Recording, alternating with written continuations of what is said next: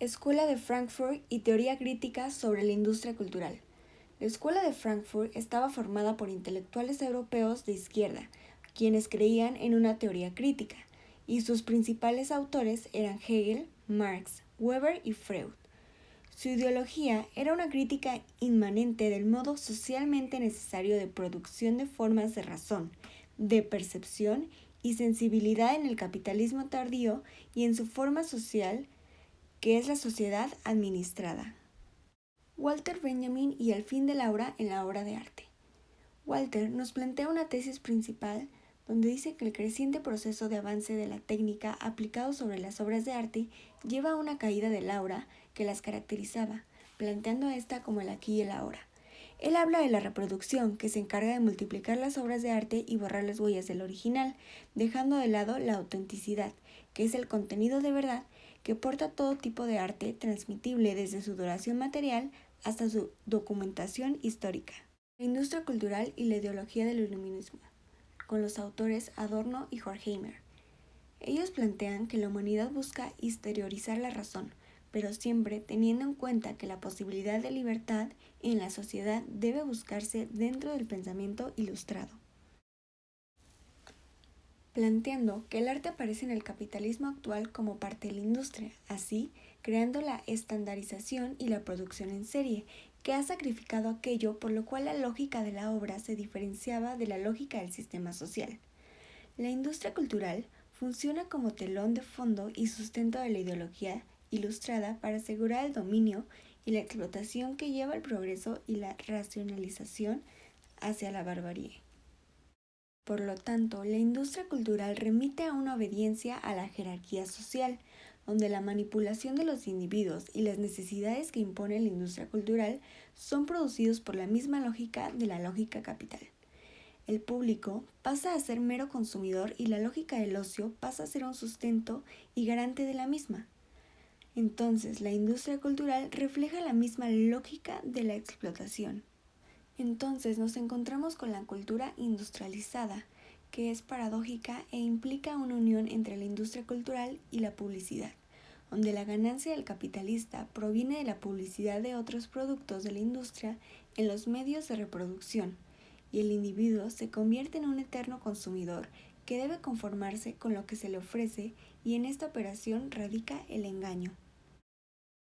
Entonces podemos ver que desde el punto de vista de Benjamin traslada el concepto de aura a la obra de arte autónoma, considerándola contrarrevolucionaria.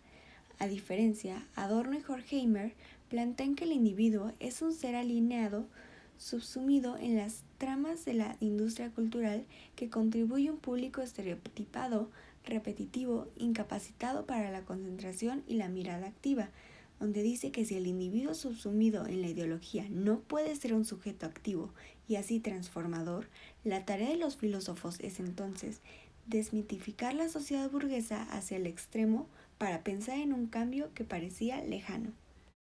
Transición hacia la institucionalización en el concepto de industrias culturales, la articulación entre económico y cultura.